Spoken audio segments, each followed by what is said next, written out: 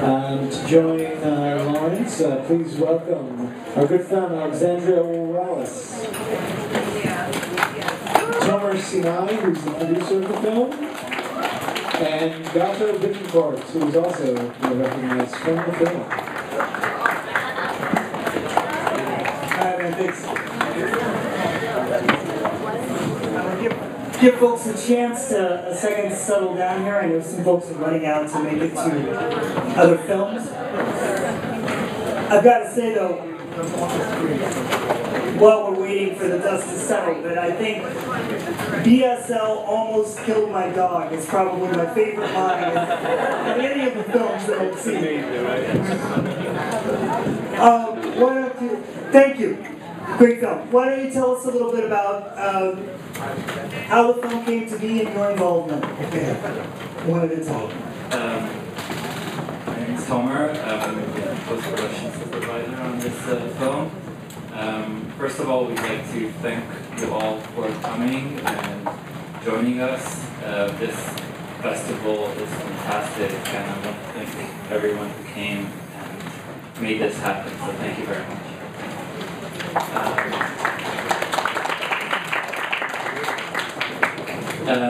This movie was shot about 2 years ago. It was Been that long? yeah.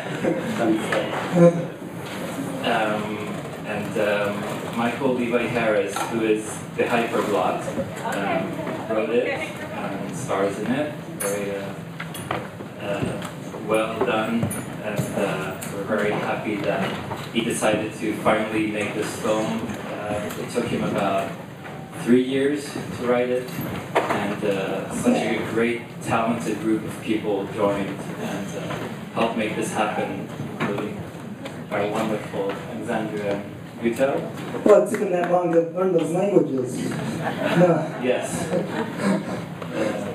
Definitely. It took, well, he doesn't speak all of the languages, to be honest. He does speak 12 or I think 13 languages, but not these ones in particular. He just thought that these ones would be exotic and interesting more for what the Hyperblood does. But yeah, he does really speak our 12 languages. But it's, quite so remarkable. what we saw then was quite possibly an exaggerated version of maybe what he encounters. Yes, definitely. Oh, yeah. Yeah, I actually met Michael a couple years ago. We were doing a project for a video game called Max Payne that was but was taking place in Brazil, and they hired a bunch of actors that had Brazilian accent and were originally from Brazil. And on the set, Michael was there. He was one of the actors, and he's American, but he spoke like such a great Brazilian Portuguese accent that he was like in the middle of all of us, and we just couldn't believe it. Then after he started singing like all these languages that he spoke, like Italian, French, and Arabic, it's so impressive, and he really loves it, and he learned on his own, and it's like a lot of him is in this movie, it's like this personal thing, which is amazing. And it's so beautiful how, regardless of what language you speak, love is always what comes out, Yeah, and I think if there's anything that we might have learned from the scope of the films that we've seen today is that dating can be quite an experience for just about anyone, right? No matter what language you speak. Yeah, exactly. And it's so amazing, I just want to say, all the short films that we saw here this evening, it just, blow me away, and so many beautiful stories. I was crying there, so much. And, very inspiring. And thank you for doing this and giving us, such a great moment. Thank you. While we're on this topic, I want to butt in and ask Lawrence, some of your reflections on some of the films. Which ones what moments in the film struck you? I think they all struck particular nerves. I think that that humor is universal, and I think humor is something that binds people, draws people together, and I think that we could tell that by the reactions that the audience had, you know, that's something that's connecting to people. I think that with Guest Room, that's very daring. You know, in all the hundreds of films that I've seen, I've never seen anything kind of go that direction. So I was really impressed to see that handled so deftly and so well. So I think they each had something to bring. I think one of the things that was most unique about the hyperglot, which I was pleased to see, in addition to the humor, was that often we talk about how we love those of us who do disability work, right, particularly disability in cinema, that we love to see more situations where disability is just part of, or deafness is just part of the fabric of the film. That it's not the topic, it's not the main driving theme of the film, but it's there in the mix with everything else. And I think with the hyperglot, you guys have done it brilliantly. Thank you very much. It's one of the best that I've ever seen. So thank you. Maybe this is a good time to transition to Alexandra, and I'll hand over. Okay. I met Michael a few years before we actually did the filming of the movie. And he was learning sign because he actually met him through a mutual friend. And he was explaining his background, his fascination with languages. And really, this movie was a chance for me to learn BSL, British Sign Language, because I actually don't know any BSL. So I thought, great, what a chance to learn that. And deaf people really, I think it's great to kind of have this opportunity so people can see deaf people in films.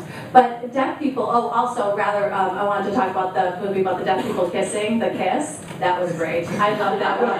Oh, that's my favorite. That was great. How often do you guys do that to people? Come on. Right, absolutely. That was great. So let me see. Why don't we turn it over? I know we don't have a heck of a lot of time, so I want to make sure that we get to your questions. So thank you once again. It's a wonderful film. Thank you very much. Anybody first? Yeah. Okay. Okay, I feel a little stupid asking this question, but I'm going to ask it anyway. So, it seems a little odd to call this person disabled when he seems to have like superior abilities. So, can you describe Who are you speaking of? I forgot the guy the movie's about, polyglot. I mean, he seems to have superior abilities, and so it seems odd that would be called a disability. So Well, I'd just like to hear something about that. Anybody want to tackle that? I got it. And I don't know that I mean, this film festival deals with disability. It doesn't mean that the protagonist of every film has to be disabled, right? So you know, and if you look at the prefix, to be a word nerd for a minute, the prefix "this" means apart from. It doesn't mean the lack of, right? So it might mean that someone's abilities are different than those that are considered the norm, not necessarily a deficit. So. Also, I'm very happy about this question. I think it's a great question. The hard of hearing, what the movie kind of tries to portray is that it's not a disability.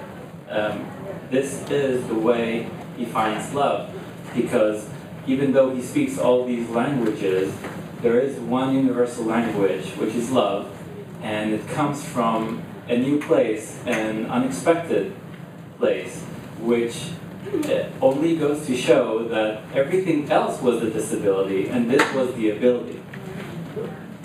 Yeah, what he said. Yeah.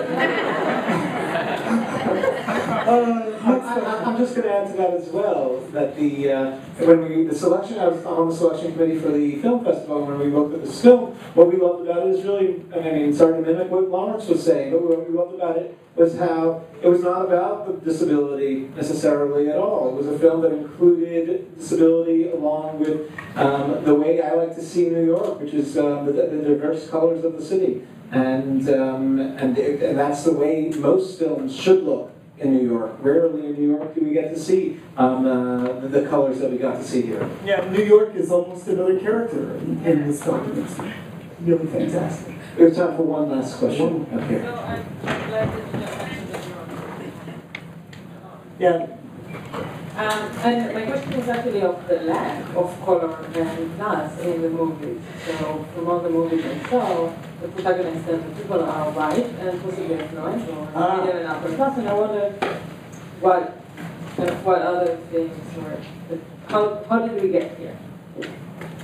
That I can't really speak to. No, I'm happy to answer that. And actually, I hope you look at our entire program to see the diversity of the films that include. Really, we try to include films from around the world. But many of them are actually more diverse than your average films, just because of the context in which they were made.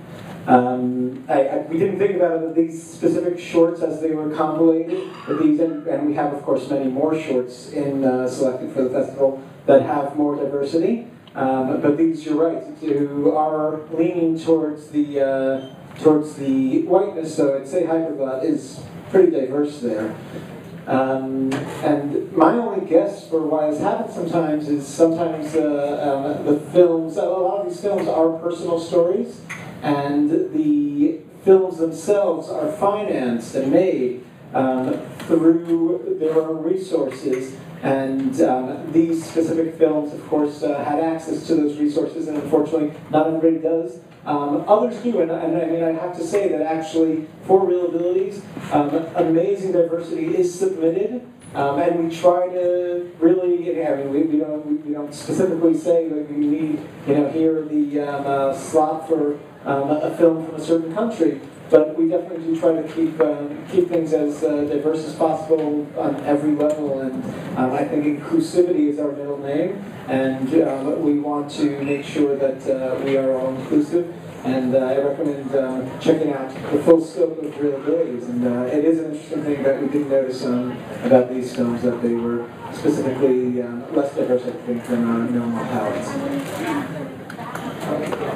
Okay, one more, we're good. I think our time is up. Time is up. 5 o'clock screen here. Thank you, everyone, for attending. Thank you, Lawrence. Thank you, everyone. Thank you, folks, for being here. Folks, we have a 5 o'clock screening in this room. If you can access the